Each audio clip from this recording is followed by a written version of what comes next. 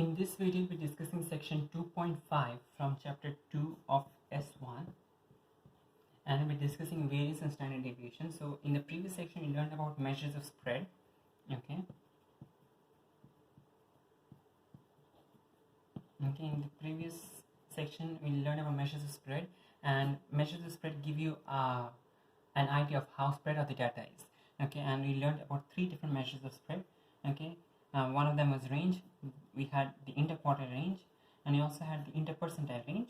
Okay, where the interpercentile range could differ. Okay, so you could have the 10th to 90th interpercentile range.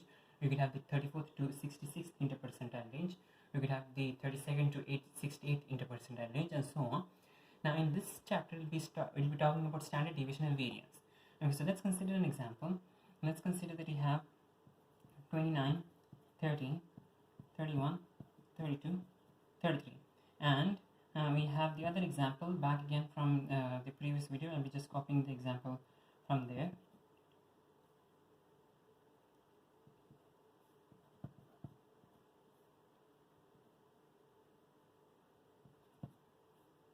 Okay, so we have this particular example now, and notice that in both these cases we have x bar is equal to 31. Okay, our spreads are different, but our means are the same. Okay, in both the cases x bar is equal to 31. You can calculate using a calculator if you wish to. Okay, in both these cases x bar is equal to 31. Okay, but our ranges are different. Our interquartile ranges are also different. Okay, and if you want to calculate an interpercentile range, those are also going to be different. Okay, now by using variance and standard deviation, the main idea, okay, in the case of range, interquartile range, interpercentile range, we did not consider mean at all. Okay, range considered the largest minus smallest, interquartile range considers the upper quartile minus the lower quartile, and interpercentile range considers an upper percentile minus a lower percentile. Okay, over here variance and standard deviation are talking do consider the mean. Okay, like how far apart. Okay, so let's say that if you have some data set, in that case, and you have the mean somewhere in the center, in that case, how far apart are the values from the mean? Okay, how far away are the values from the mean? Okay, so how far away the values are from the mean? Okay, for that we use x minus x bar. Okay, so in other words, x minus x bar is an important part of a formula. Okay, for variance and standard deviation. Okay, because x minus x bar is the mean. Notice x bar is the mean, so x minus x bar basically means the distance between a particular data point and the mean. Okay, so we have so many data points. Okay, every data point is going to be some distance away from the mean, some further away, some more away. Okay, some less away from the mean, some closer to the mean. Okay, so x minus x bar is going to give you the distance between a particular value, a particular data point, and the mean. Okay, and our formula for variance takes this into account and it takes the average of it. Okay, it takes the average of it, and therefore variance is given by, okay, variance which is represented by the letter sigma square is given by sigma x minus x bar the whole square divided by n. Okay, the whole thing is divided by n. Sigma is only for the upper numerator. Okay, so we have sigma x minus x bar the whole square divided by n. Now before we continue discussing this further, okay, we are talking the variance formula takes into consideration the distance, okay, between any data point and the mean. Okay, so the mean is this somewhere in the center. We're talking about the distances between every data point and the mean, and you're taking an average of this thing. Now notice that we have the square. Why do we have the square? Okay, why wasn't the variance formula sigma of x minus x bar the whole by n? Because this could also be the average. Okay, the thing is, when you talk about sigma x minus x bar the whole by average, this will actually be equal to 0. Okay, because all these distances, all the negative distances, okay, okay, big and small, all the positive distances, big and small, will cancel out each other, and the overall average is going to be 0. You can calculate this. Let's try to calculate. If you put sigma x minus x bar, you can expand it. Okay, this becomes sigma x minus sigma x bar. This becomes sigma x minus sigma x bar the whole by n. okay, sigma x by sigma x bar the whole by n. Now we know sigma x by n. Talking about x bar, note down that x bar is a constant value. X could be differing, okay, every data point has a different value, okay, so every x is different, but x bar is a constant value, okay, there is nothing, x bar does not change for every data value, okay, x bar is for the entire data range, okay, so x bar is a constant value, and therefore since this is a constant value, I can take this out from the sum. We get x bar into sigma 1 divided by n, okay, so again sigma x by n, okay, this x cannot come out because this x differs for every data point, okay, so this x cannot come out, so this is sigma x by n minus sigma x bar by n. That that sigma x bar becomes x bar into sigma 1 because x bar is constant, okay, it is not affected by this sum over here. It can be taken out as a coefficient. Sigma 1, you can now simplify this. We know from our mean formula, mean is the mean formula for mean is x bar equals sigma x by n, okay, so since x bar is equal to sigma x by n, okay, this becomes x bar, okay. Now over here sigma 1 is going to become n, okay, sigma 1 because we have n data points, so we have 1 for n data points and you're adding them all up, okay, this is the sum of 1 for all those data values. So if you have n data values, n times 1, if you add them up, it is going to become n, okay.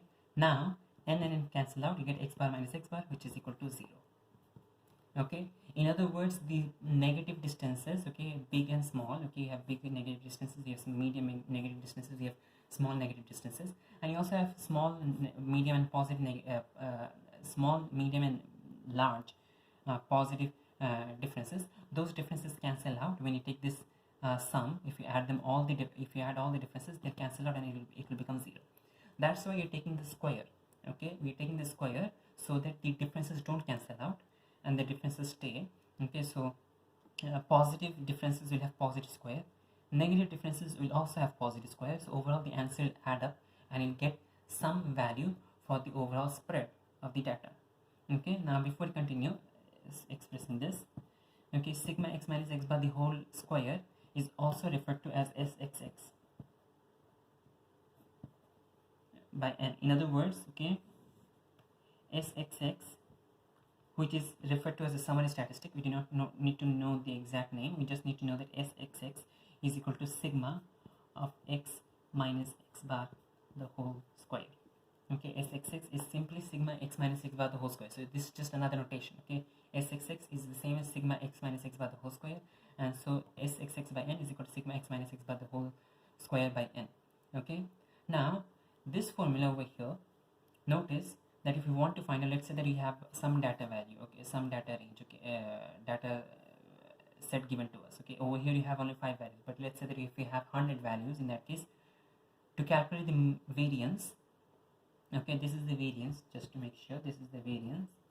To calculate the variance, we have to first calculate the mean, then you need to calculate the difference for every value, okay, so every value with the mean you need to calculate the difference. After calculating the difference, for every difference you need to calculate the square, then you need to sum all of them up in this summation and then divide by n to find the variance, okay. And this is a long procedure. We use a simplified version of this formula. The simplified version of this formula can be found by expanding this expression. So let's expand this. We get sigma x minus x bar the whole square can be written as x square minus 2 into x bar plus x bar square the whole by n, okay. Sigma x square minus 2 into x bar plus x bar square the whole by n. Now we have minuses, we have pluses, we can break down the summation. We get sigma x square by n minus 2 times sigma x bar by n plus sigma x bar square by n, okay. So we basically broke down the summation into 3 different summations, okay. We have sigma x squared by n minus 2x sigma x into x bar by n plus sigma x bar the whole square by sigma x bar square by n. This part does not get changed. We will not do anything to this one. This part will get changed. Notice that x bar is a constant again from this one. In the previous in this calculation, in this simplification also we considered x bar to be constant because x bar is the same. Okay, x bar is not going to change for every x value. X is changing. Okay, every data value has different x, but the x bar is going to be the same for the entire data set. Okay, so x bar can be taken out. Okay, here also x bar can be taken out. Okay, so in that case sigma x into x bar is going to become x bar into sigma x, and sigma x bar square is going to become x bar square into sigma 1. Sigma 1 for n data values, if you have n data values, in that case sigma 1 is going to become x bar square into n. Okay, sigma so x bar is constant for all the x values, so x bar can be taken out as a coefficient. You get x bar into sigma x. This one gets x bar square into sigma 1, and sigma 1 for n data values is going to be sigma x bar square into n. Replacing those, we get the first one does not get changed. The first one does not have any x bar, so it does not get simplified. We get sigma x square by n minus 2 x bar into sigma x by n plus x bar square into n by n. Okay, now notice that n and n cancel out here. Sigma x by n is the same as x bar. Sigma x by n is the same as x bar, so you can replace this by x bar, and therefore you get sigma x square by n minus 2 x bar square, 2 x bar square, yeah, correct, 2 x bar into x bar, so that's x bar square plus x bar square.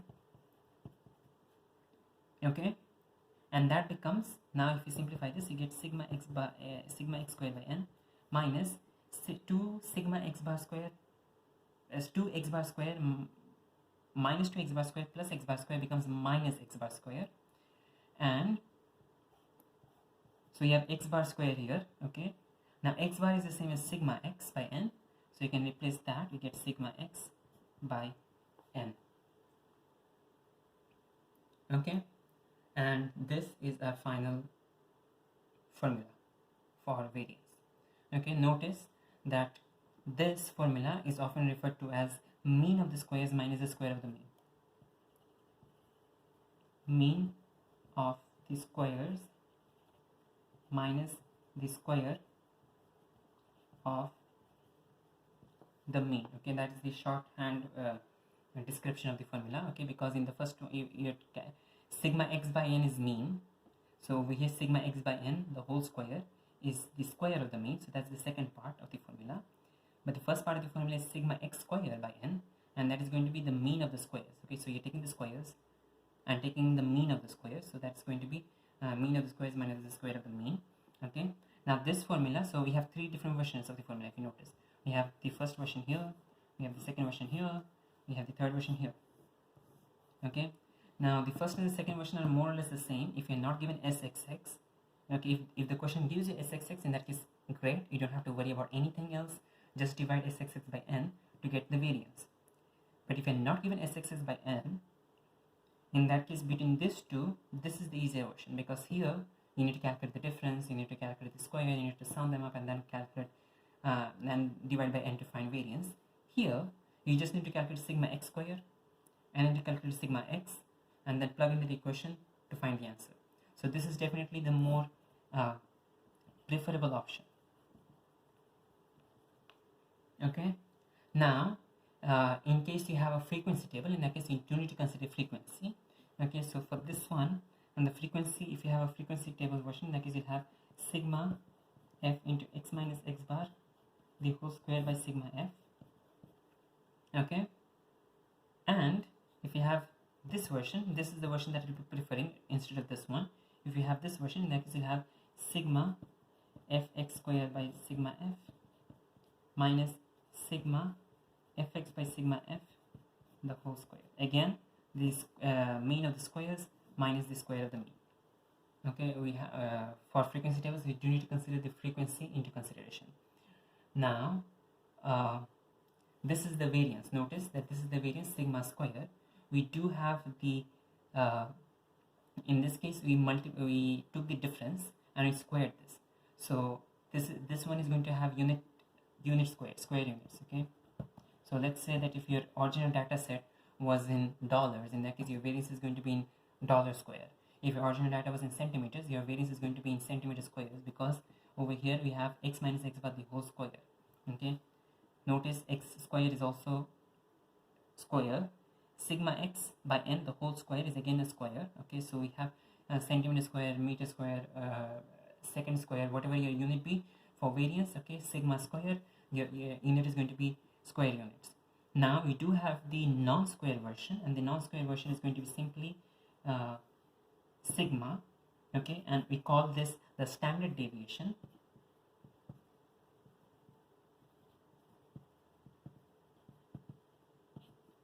Okay, we call this the standard deviation, and this standard deviation is going to be the square root of this answer.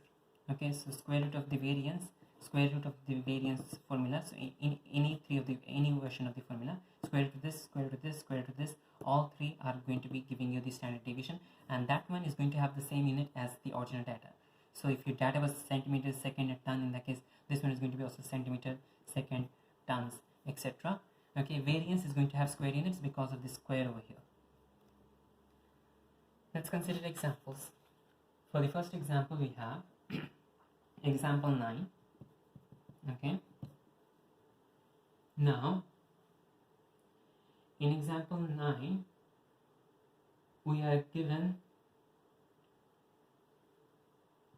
some data for the marks gained in a test by 7 randomly selected students. Okay, so we have the marks. Okay, and we need to find out the variance and the standard deviation. Okay, so to the first step is to find the variance. Okay, because once you find the variance, okay, once you use the variance formula, standard deviation is simply going to be the root of that formula.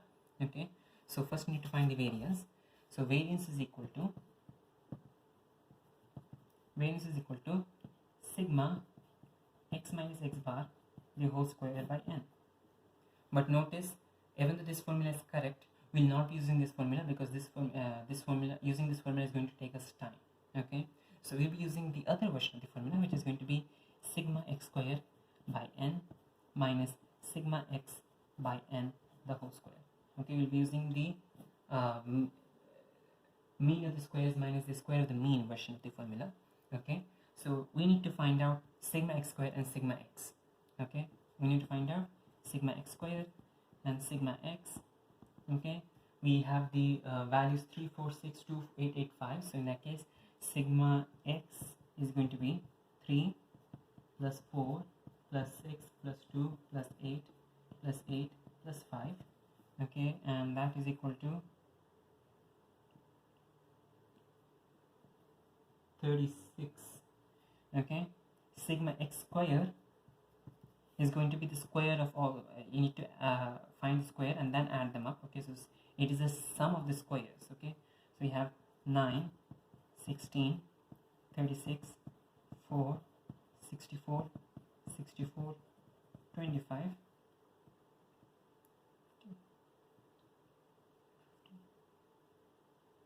150 plus 68, that's equal to 218. Okay, finally you got sigma x square. Simply substitute into the formula, you get this is equal to sigma x square by n, that is going to be 218 by, we got 7 students, so n is equal to 7.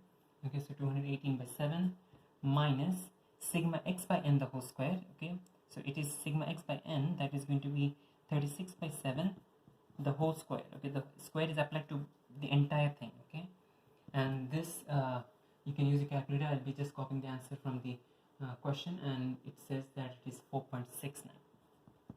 Okay, and so notice again, if we did use this version of the formula, we'd have to find out x bar, then calculate the differences, then take the square and then the sum, and then divide by n. Here we just have to calculate sigma x and sigma x squared and substitute in the formula, and we found out the answer that variance is equal to 4.69. The unit is going to be marks square. Okay, because variance is taking the square of the differences. So this is going to be marks square. Now if you want to find the standard deviation is simply going to be the square root of the variance, square root of the variance. Okay, variance has the symbol sigma square, standard deviation has symbol sigma. Okay, small letter sigma. Okay, and that is going to be root of 4.69, which is equal to 2.17. Okay, now when we are introducing standard deviation and variance, okay, we were discussing that variance and standard deviation are measures of spread. Okay, just like range, IQR and IPR, they're measures of spread. So the more higher the standard deviation, the more spread out the data. Okay, here 2.17, we cannot exactly comment upon how spread out the data is using 2.17, but let's say that if we had some other data range where, let's say, the standard deviation was higher, 4.7, it would mean that that particular data range is going to be more spread out. Here this particular data range would be less spread out than a data range which would have standard deviation, let's say, okay, standard deviation 4.8. okay, that one would be more spread out compared to this one. Okay, we are all making comparisons over here. Okay, this one is less spread out compared to this standard deviation. Okay, now let's consider an example that involves a frequency table. Okay, and in example 11, we are given a table of the length in minutes of each phone call that a person makes in a month. Okay, now notice that you have to calculate, okay, when you are calculating variance, you need to calculate sigma x squared and sigma x squared and sigma x. In other words, for the frequency version, the frequency table version is going to be sigma fx squared and sigma fx. Okay, so it's always better to draw a table in a horizontal with the vertical columns. So the original table, if you notice, the original table is given in a horizontal manner. It's always better to draw the table in a vertical manner. So let's just as they have done in the answer to the question on page 19, okay, to the example on page 19, we'll be drawing a vertical table. We get length of phone calls in length of phone calls time t in minutes. We have the frequency f. We have the midpoint x. Okay, we have the midpoint x. We have fx to calculate, and you have fx squared to calculate. Okay, now copying down the data from the question, we have 0 is less than t, which is less than or equal to 5. We have 5 is less than t, which is less than or equal to 10.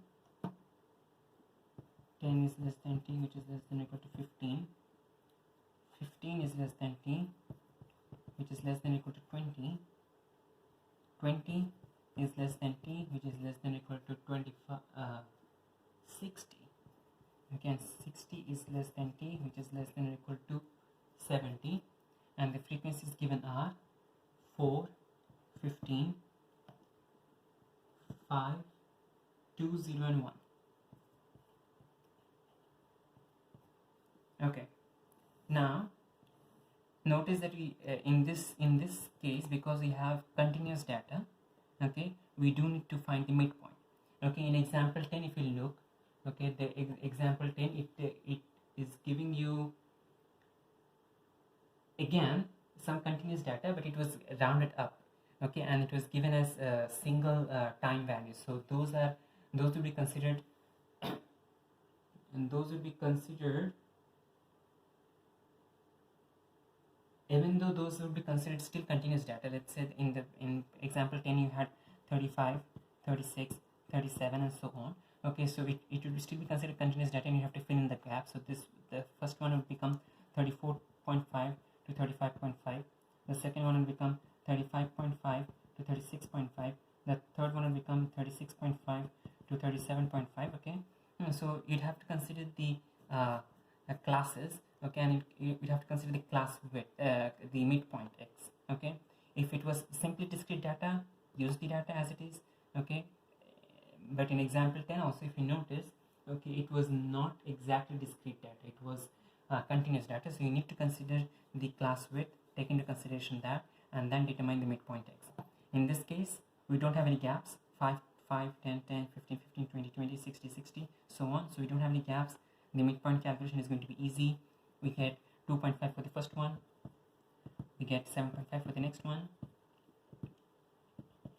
4.5, 17.5, 40, and 65. Now calculate fx, use your calculator if you need to, okay. 4 times 2.5 is going to be 10, 15 times 7.5 is going to be 105 plus 7.5, which is 112.5. Use your calculator, okay. Then you have 5 times 12.5, which is 62.5. Then you have is 2 times 17.5 is 35. 0. 1 times 65 is going to be 65. Okay. Fx square 1 into 65 square is going to be 4225. 0 times 40 square is again 0. 17.5 square times 2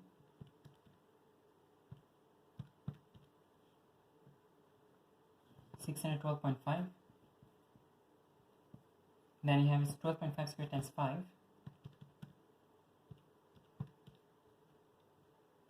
781.25. Then you have is 7.5 square times 15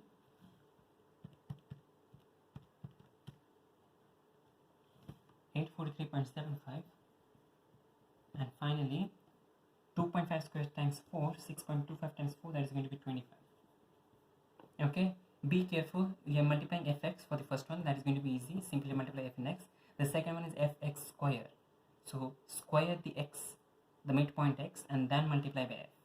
Okay, do not multiply and then square it up, okay. Square the x and then multiply by f, okay. It's f x square. Okay, now we need for our variance, okay, variance sigma square is equal to sigma x square, excuse me, sigma fx square, okay, by sigma f. Okay, so this is the frequency table version of the formula, okay. You need to have the sigma f's, okay, minus sigma fx by sigma f the whole square. So you need to find sigma fx square, in other words you need to find the sum over here, okay. So sigma fx is equal to something, over here we have sigma fx square is equal to something. Let's calculate sigma fx. You get 112.5 plus 62.5 plus 110, 285. And for this one we have 25, 84,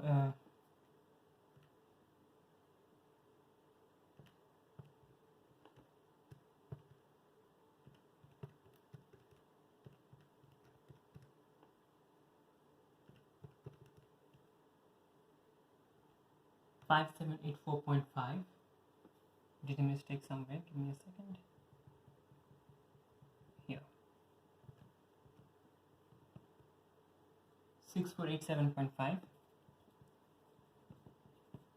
okay, so now you can substitute that easily. We get sigma fx square, that is 6487.5. Sigma f is going to be, add this total up, you get 27, okay, 27 minus sigma fx by sigma f, that is going to be 285 by 27 the whole square, okay. Square of the mean, mean of the square, mean of the squares minus the square of the mean, so that's going to be equal to, use your calculator, I'll be just copying the answer from the question. It is 128.858, 128.858. Unit is going to be, notice that here the unit is minute, so here the unit is going to be minute square, okay, because this one is sigma square, the variance is going to be having the square of the unit, okay. Now the standard deviation is going to be simply the square root of the variance, okay, that is going to be square root of 128.858, and that is going to be equal to 11.5 11.35 minutes. Okay, 11.35 minutes. In this case, the unit is simply minutes. Okay, because sigma standard deviation is the square root of the variance, so square root of the minute square is going to give you minutes over here. Okay, so repeating what you did over here. Okay, whenever you have to find out variance, because we do need to do a lot of calculations, it's better to draw this table. Okay, and that making this table is going to make your working easier. Okay, so construct this table, find out the fx values, find out the fx square values, and then use the frequency table version of the formula, sigma fx squared by sigma f minus sigma fx by sigma f by the whole square. Okay, and then substitute the values, find the answer. Okay, and that will give you the variance. The standard deviation is going to be simply the square root of the variance, and that's it.